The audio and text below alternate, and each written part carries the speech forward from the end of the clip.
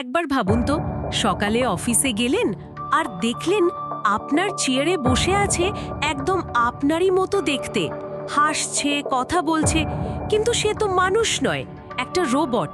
এটা কিন্তু এখন আর শুধু সায়েন্স ফিকশন নয়, হয়তো 2025-এর দিকেই সত্যি হতে পারে। ঠিকই ধরেছেন।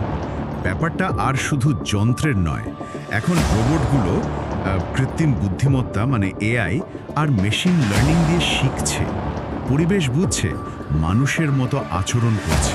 এর শুরুটা কিভাবে হয়েছিল?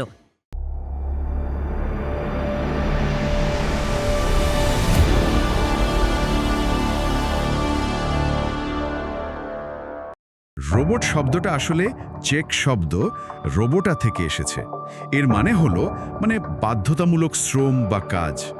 ধরুন 1954 সালের প্রথম ইন্ডাস্ট্রিয়াল রোবট অ্যানিমেট, ওটা শুধু নির্দিষ্ট কমান্ড মানত, কারখানায় কিছু সরানো বা লাগানো। কিন্তু আজকের রোবট তো অনেক আলাদা, অনেক বেশি অ্যাডভান্সড। অনেক।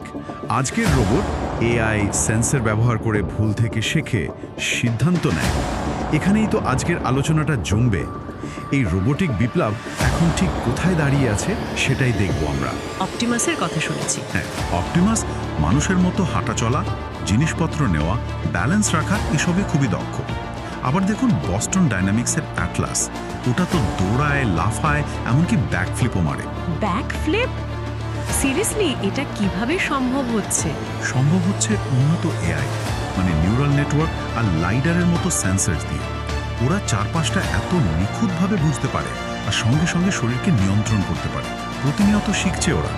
আর ওই যে ফিগার 02 রোবট, শুনলাম ওটা নাকি মানুষের সাথে কথাও বলতে পারে। হ্যাঁ, ফিগার 02 শুধু কথাই বলে না, ও নিজে নিজে নতুন কাজ শিখতেও পারে। কাউকে কাজ করতে দেখে শিখতে পারে, অনেকটা আমরা যেভাবে শিখি। কোডিংয়ের উপর নির্ভরতা কমছে, অভিজ্ঞতা থেকে শেখা বাড়ছে। তাহলে তো একটা বড় প্রশ্ন চলেই আসে, এই শেখার কি কোনো শেষ আছে? ওরা কি মানুষের চেয়েও বুদ্ধিমান হয়ে উঠবে? এটাই সবচেয়ে বড় প্রশ্ন, আর উদ্বেগেরও কারণ বটে। একদিকে দেখুন কত সুবিধা, ঝুঁকিপূর্ণ কাজ, ধরুন খনিতে বা মহাকাশে, যেখানে মানুষ যেতে পারে। নাসা তো মঙ্গল গ্রহে রোবট পাঠিয়েছে। আবার ধরুন জটিল সার্জারিতে সাহায্য করছে। ঠিক, কিন্তু অন্যদিকে ভয়টাও তো কম নয়।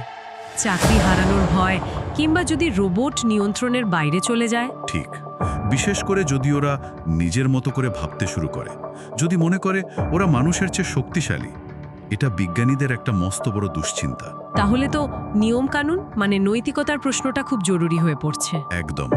রোবট যেন মানুষের ক্ষতি না করে, সেটা নিশ্চিত করতে বিশ্বজুড়ে আইন, এআই নীতিমালা তৈরির কাজ চলছে। কিছু দেশে তো রোবটের অধিকার নিয়েও কথা উঠছে। ভাবুন একবার। আচ্ছা, এই প্রযুক্তি বাংলাদেশের মতো দেশে কেমন প্রভাব ফেলতে পারে? এখানে কি শিল্পে বা সেবায় একই রকম পরিবর্তন আসবে? খুব ভালো প্রশ্ন।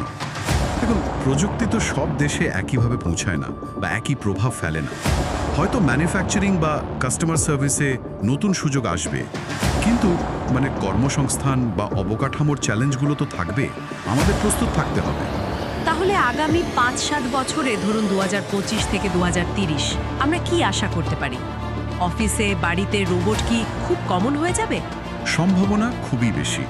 হয়তো অফিস কলিগ হিসাবে, হাসপাতালের সহকারী হিসাবে বা বাড়িতে টিউটর হিসেবেও রোবট দেখা যাবে। মানুষ আর যন্ত্র একসাথে কাজ করবে, বাস করবে। এই সহাবস্থান আরও বাড়বে। তার মানে মানুষ আর যন্ত্রের মধ্যেকার যে লাইনটা, ওটা ক্রমশ ঝাপসা হয়ে যাচ্ছে।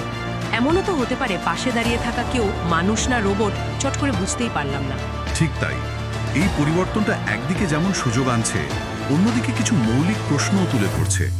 সবচেয়ে বড় প্রশ্নটা কিন্তু থেকেই যাচ্ছে। কি সেটা? এই যে বুদ্ধিমান রোবটরা, এরা শেষ পর্যন্ত মানব জাতির জন্য কেমন হবে? বন্ধু নাকি প্রতিদ্বন্দ্বী? সত্যি ভাবনার বিষয়। এই একটা প্রশ্নের উত্তরের মধ্যেই হয়তো লুকিয়ে আছে আমাদের সভ্যতার ভবিষ্যৎ। আজকের মতো এখানেই থামছি, কিন্তু চিন্তাটা চলুক।